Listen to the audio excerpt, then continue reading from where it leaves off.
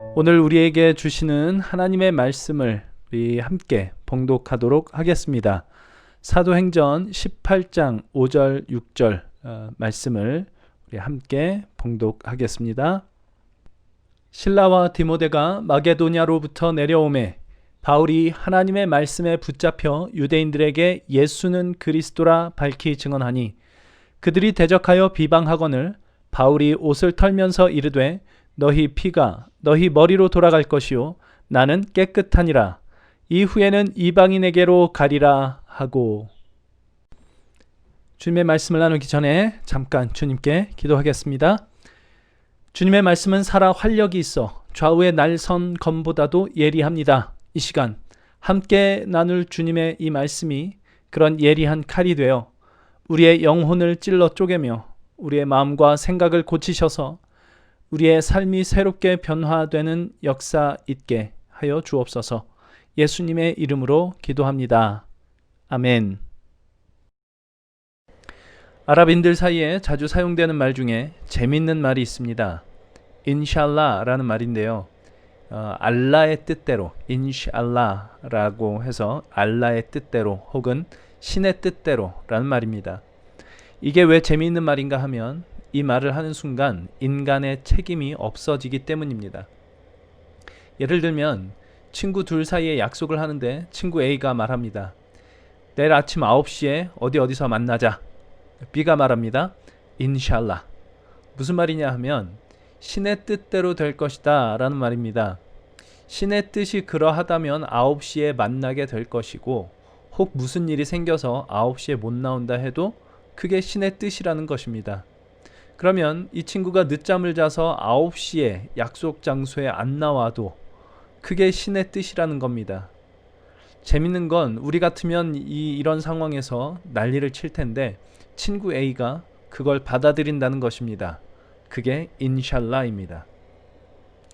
우리 기독교 신앙은 하나님의 주권을 믿습니다. 하나님의 주권이란 하나님은 어느 것에도 방해받지 않으시고 당신의 뜻을 주권적으로 이루신다라는 것을 믿는 것입니다.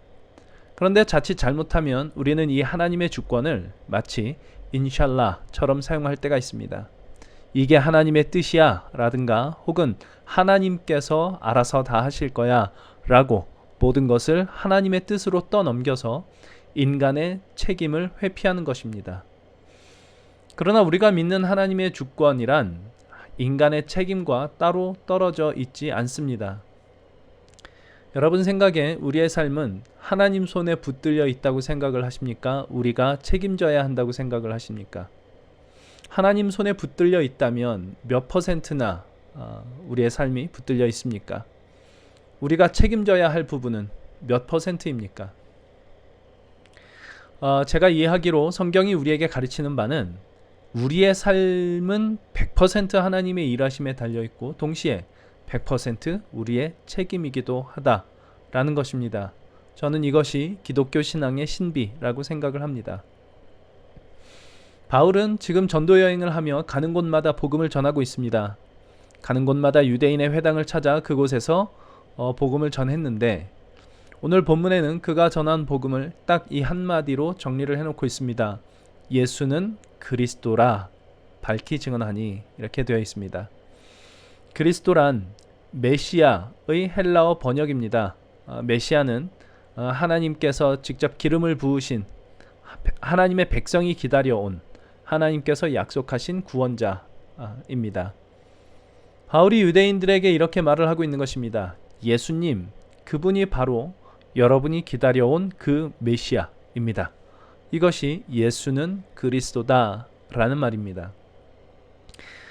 그 예수가 어떤 분이시냐 할 때 그분은 하나님께서 육신을 입고 인간의 세상에 오신 분입니다. 인간이 가진 모든 삶의 문제와 질고들 속으로 직접 들어오셔서 인간을 공감하시고 긍휼히 여기시고 인간과 연합하기 위하여 오신 하나님, 그분이 예수님이십니다. 이게 구원입니다. 구원은 천국이라고 불리는 어떤 장소로 보내지는 것이 구원이 아니고 감히 인간이 하나님과 연합된 존재가 되는 것, 그것이 구원입니다. 그래서 구원은 정말 놀라운 것입니다. 신과 연합을 하는 것입니다. 그런데 그렇게 인간을 구원하기 위하여 오신 분이 인간들에 의해서 십자가에 달려 죽으십니다. 왜냐하면 예수님께서 오셔서 행한 일이 사람들의 기대와 달랐기 때문입니다.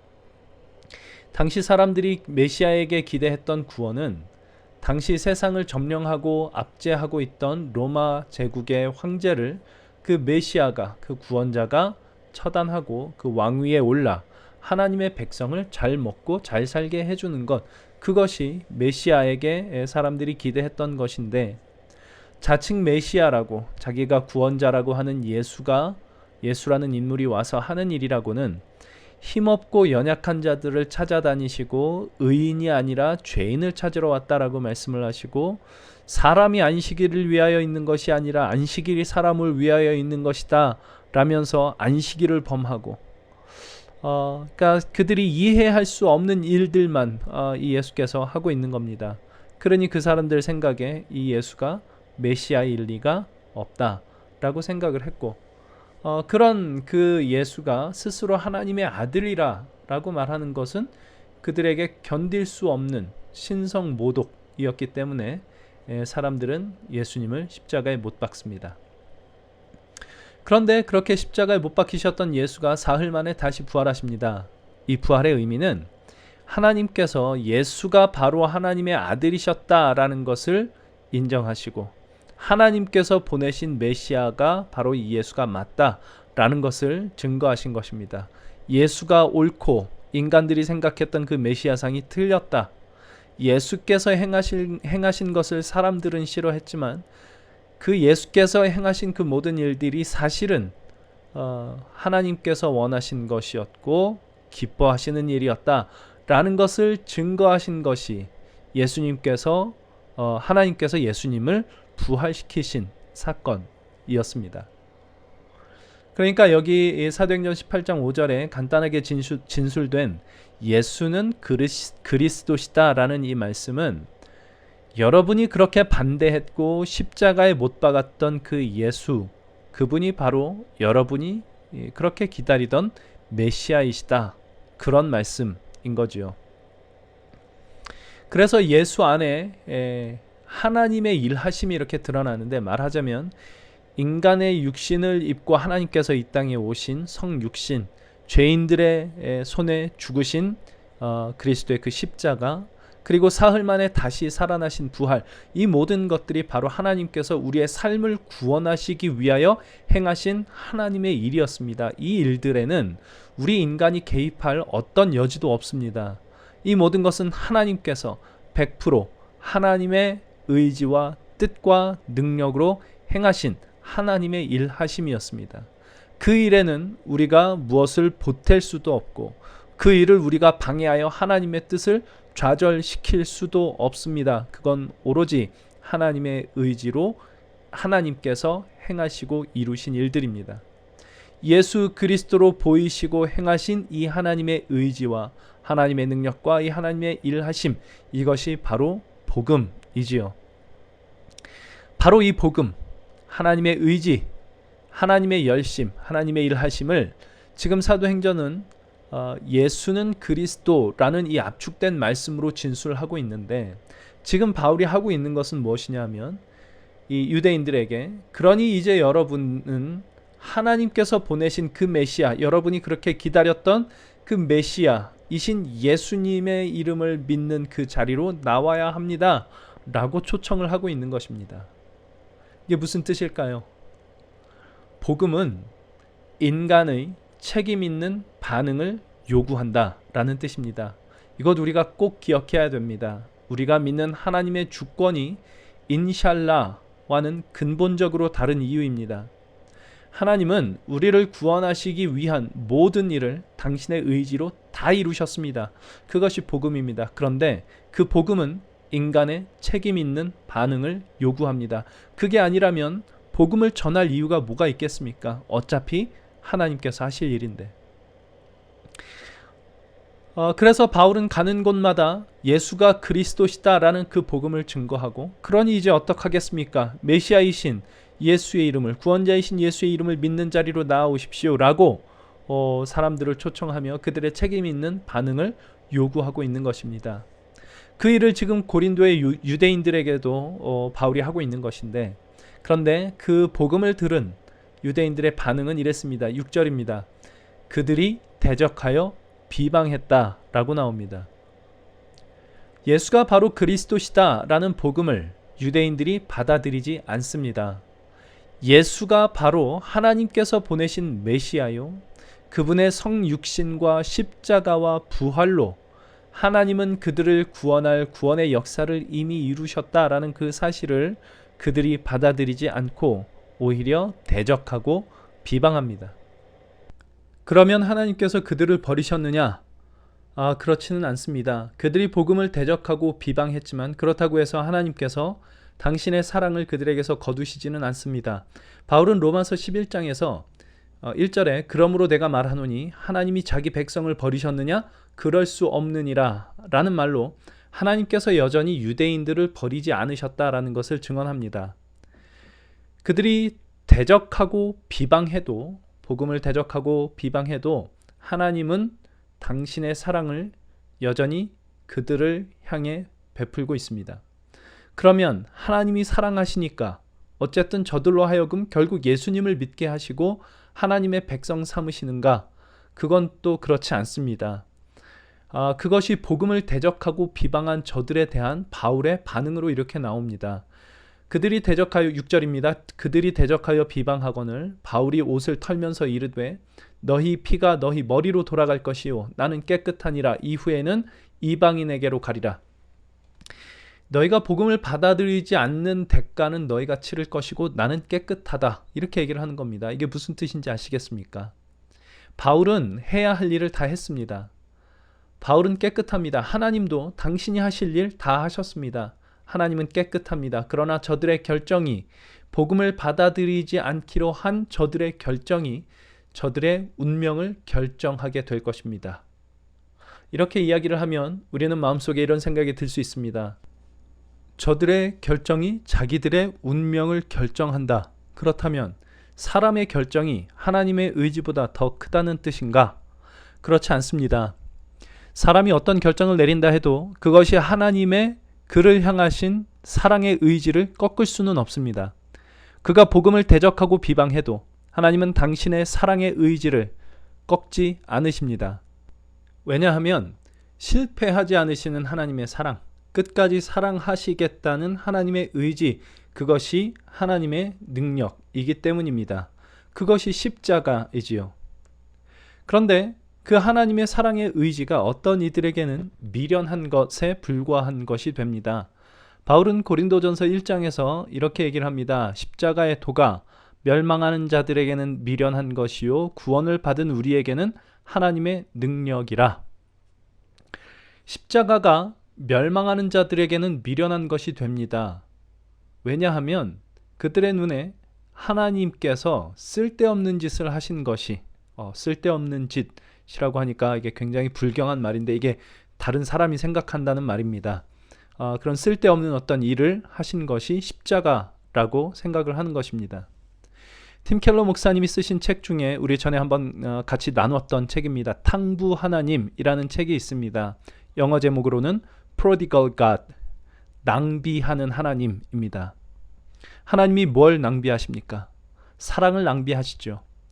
사람이 사업을 하고 투자를 하려면 그걸 투자해서 어떤 이득을 취할 수 있을지를 계산을 합니다. 투자를 해봐야 손해만 볼 게 뻔한 일에 투자를 한다. 그것은 미련한 짓입니다. 그러니까 하나님이 사랑을 해봐야 아무짝에도 쓸모없는 인간들에게 당신의 사랑을 낭비하십니다. 그게 십자가입니다. 그래서 십자가를 미련한 것이라고 합니다. 그런데 그건 멸망당할 자들에 대한 이야기이고 십자가가 구원을 받는 우리에게는 하나님의 능력이 됩니다. 예수님, 그분이 바로 우리가 그토록 간절히 바라던, 뭔가 잘못되어도 한참 잘못된 이 세상과 우리의 인생 속에 찾아오신 메시아이시요 그리스도이시요 구원자이시다라는 그 복음의 메시지가 우리의 마음을 치고 영혼을 울리고 비로소 예수를 믿어 구원을 얻고 나자 십자가가 바로 하나님의 능력이었음을 알게 되는 것입니다. 어떤 능력입니까? 멈추지 않는 사랑의 능력이지요. 손해 날 거 뻔히 알면서도 사랑을 부으시는 사랑의 그 능력입니다. 어떤 일이 있어도 당신의 그 사랑의 의지를 결코 꺾지 않으시는 그런 능력입니다. 하나님이 부으시는 그 사랑을 인간이 조롱하고 대적하고 비방해도 그럼에도 불구하고 그를 사랑하시겠다라는 의지를 결코 내려놓지 않으시는 능력, 그 능력이 십자가에서 드러나고 있음을 보는 것입니다. 이 사랑, 하나님의 이 멈추지 않는 사랑은 복음을 받아들인 자나 받아들이지 않은 자나 동일하게 하나님께서 부어주고 계십니다. 사람이 이 복음에 대하여 어떤 결정을 내려도 그것이 하나님의 그를 향하신 사랑의 의지를 꺾지는 못합니다. 그러나 한 가지 우리가 분명히 해놔야 될 것은 사람이 그 어떤 결정을 내린다 해도 하나님이 그가 자동적으로 구원받고 하나님의 백성이 되게 하신다라는 것이 하나님의 사랑이라는 뜻은 아니라는 것입니다. 복음은 우리의 책임 있는 반응을 요구하기 때문입니다. 이것이 하나님의 사랑의 신비입니다. 하나님의 사랑은 그 어느 누구에게도 변함이 없건만 우리의 반응에 따라 어떤 사람에게는 그 사랑이 진정한 사랑이 되기도 하고 어떤 사람에게는 그 사랑이 미련한 것, 그래서 받아들일 수 없는 것이 됩니다. 하나님의 사랑이, 하나님의 의지가 한낱 피조물인 인간에 의해 거부될 수 있다는 것, 이것은 정말 놀라운 것입니다. 하나님께서 당신의 사랑과 의지를 우리의 반응에 넘겨주신 것입니다. 하나님의 그 사랑을 사랑으로 받느냐 그렇지 않느냐 하는 것은 그래서 100% 우리의 책임으로 넘어옵니다. 그것이 하나님의 사랑입니다. 이것이 성경이 우리에게 가르치는 하나님의 주권적 일하심과 우리의 책임의 상관관계입니다. 하나님의 구원사역에 인간이 끼어들 틈은 없습니다. 성육신과 십자가, 부활, 이런 모든 것들을 비롯한 우리를 구원하시기 위한 하나님의 구원사역의 모든 것은 100% 하나님의 의지와 주권적인 능력으로 이루어집니다. 그래서 하나님은 반드시 당신이 하실 일을 하십니다. 하나님께서 반드시 당신께서 하실 일이란 바로 사랑입니다. 구약 히브리어로는 헤세드라고 하는 단어로 표현이 됩니다. 우리말로는 사랑, 자비 등의 단어로 번역이 됩니다. 그러나 저는 이 단어에 대한 이런 영어 번역을 제일 좋아합니다. NIV 성경을 비롯한 다른 영어 성경에서는 이 헤세드를 unfailing love라고 번역을 하고 있습니다. 실패하지 않는 사랑입니다. 하나님의 사랑은 결코 실패되지 않고 좌절되지 않습니다. 우리는 사랑을 한다고 그렇게 하다가도 이런저런 이유들로 금세 사랑에 실패하곤 합니다. 그렇지만 하나님의 사랑은 실패하는 법이 없습니다. 우리가 하나님 앞에 칭찬받을 만하게 살 때뿐만 아니라 하나님 앞에 범죄하고 이런데도 날 사랑하실까 싶은 삶을 사는 그 순간에도 하나님의 사랑은 결코 멈추지 않으십니다. 혹시 여러분 마음에 내가 이따위로 사는데도 하나님이 나를 사랑하실까라는 의심이 있다면 성경을 믿어야 됩니다. 그분의 사랑은 unfailing love입니다. 하나님의 사랑은 영원한 사랑이고 끝까지 사랑하시는 사랑이며 결코 실패하지 않는 사랑입니다. 그 사랑이 그리스도 예수를 십자가에 못 박으시기까지 하신 것입니다. 내가 못 박혀야 할 그 자리에 예수를 못 박아 내가 십자가에 못 박혀야 마땅한 존재임에도 불구하고 내가 그런 못난 죄인일 때에도 하나님의 사랑은 멈추지 않으신다라는 것을 십자가로 증거하신 것입니다. 예수님을 믿는다는 게 무엇입니까? 예수 그리스도의 십자가로 드러내신 바로 그 하나님의 사랑을 믿는다는 거지요. 그 사랑이 나를 붙드시며 그 사랑이 나를 살게 하신다라는 것을 믿는 것입니다. 내가 못난 짓을 하고 있을 때에도 나를 향하신 하나님의 사랑은 결코 포기되거나 실패하신 적이 없으십니다. 정말 놀라운 하나님의 사랑입니다. 그런데 그보다 더 놀라운 것은 내가 하나님의 그 사랑을 진실로 받아들이기 전에는 하나님께서 나에게 아무것도 못하신다는 것입니다. 전능하신 하나님이 나에게 아무것도 못하십니다. 그것이 하나님의 사랑입니다. 그래서 고린도전서 13장에서 사랑은 언제나 오래 참고라고 시작되는 이 사랑에 대한 정의가 맨 마지막 7절에 이렇게 나옵니다. 사랑은 모든 것을 참으며 모든 것을 믿으며 모든 것을 바라며 모든 것을 견디느니라. 사랑은 참습니다. 사랑은 믿어줍니다. 사랑은 견딥니다. 그리고 모든 것을 바랍니다. 그냥 너 좋을 대로 해. 너만 기쁘다면, 너만 행복하다면 난 상관없어. 이게 아니라 그 사랑의 대상에게서 모든 것을 바랍니다. 바란다는 것은 강요하지 않는다는 것입니다.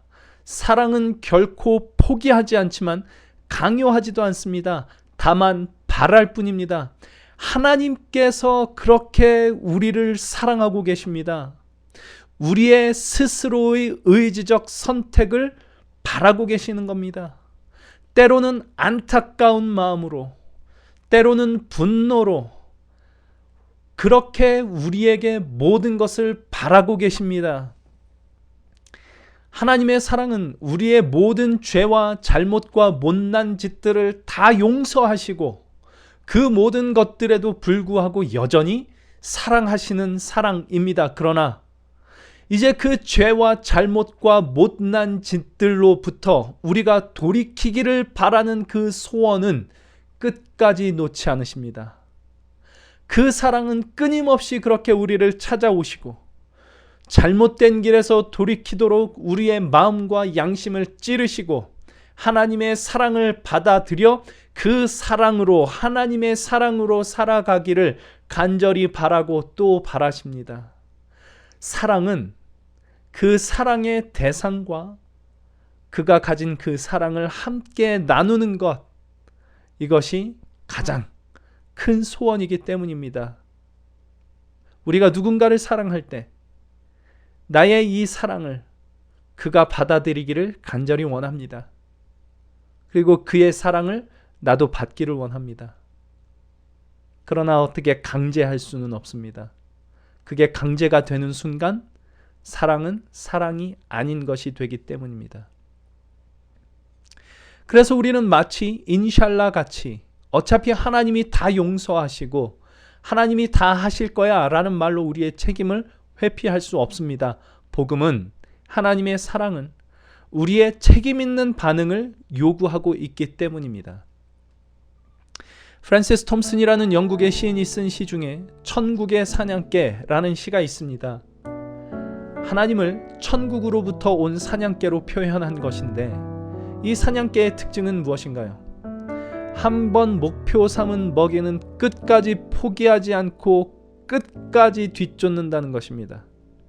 하나님의 사랑이 그렇습니다. 결코 그 사랑의 목표를 포기하는 법이 없습니다. 시편 23편의 마지막 절에 이것을 이렇게 시인이 잘 표현하고 있습니다. 시편 23편 6절입니다. 내 평생에 선하심과 인자하심이 반드시 나를 따르리니 라고 시인은 고백합니다. 하나님의 선하심과 인자하심이 이 시인을 평생 동안 따라다닐 것이다 라고 고백을 하는 것입니다.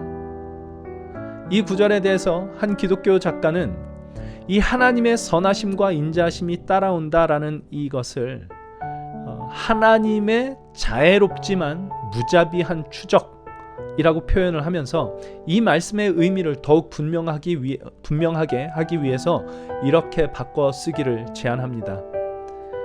하나님의 그 선하심과 인자하심이 내가 사는 날 동안 나를 추적하고 붙어 다니며 괴롭게 하고 내 걸음 하나하나를 미행하리니,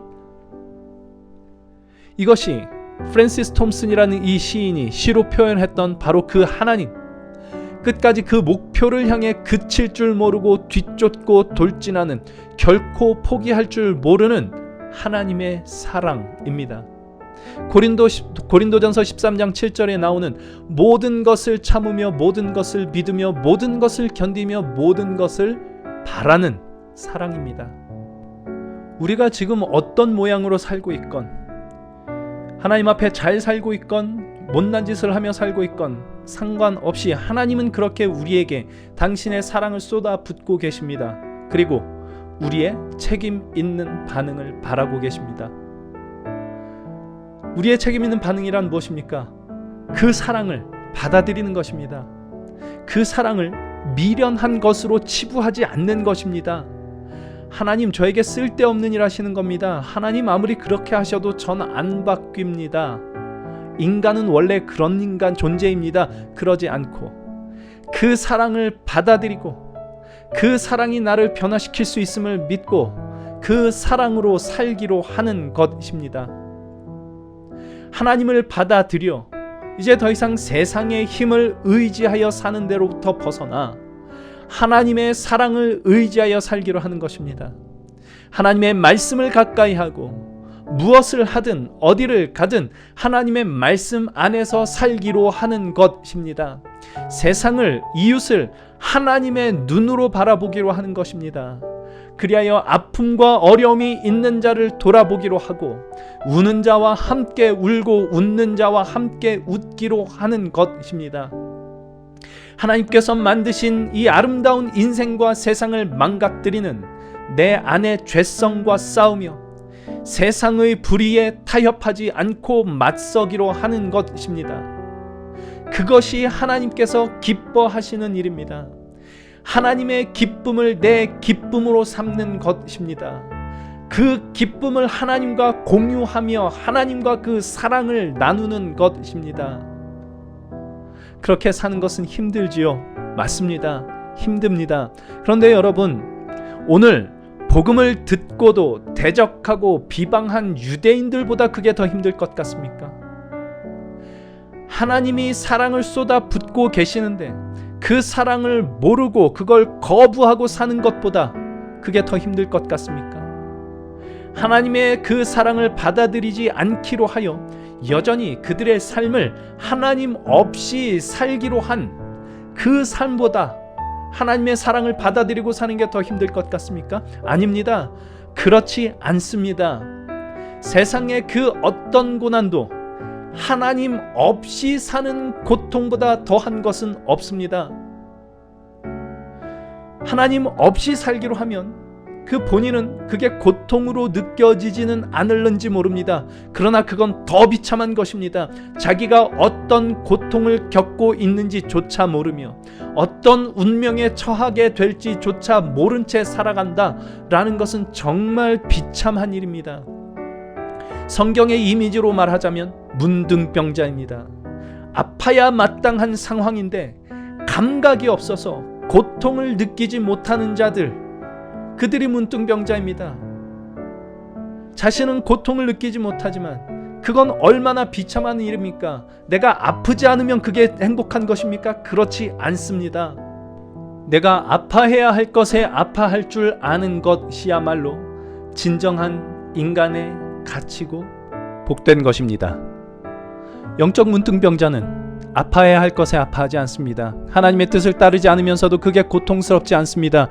자기 소견에 옳은 대로 살아 결국 멸망의 자리로 가는데 그게 아프지 않습니다. 그래서 계속해서 그 사랑을 거부하고 자기가 원하는 대로 살아갑니다. 그것이 하나님 없이 살기로 하는 자의 운명입니다. 이거보다 더 고통스럽고 비참하겠습니까?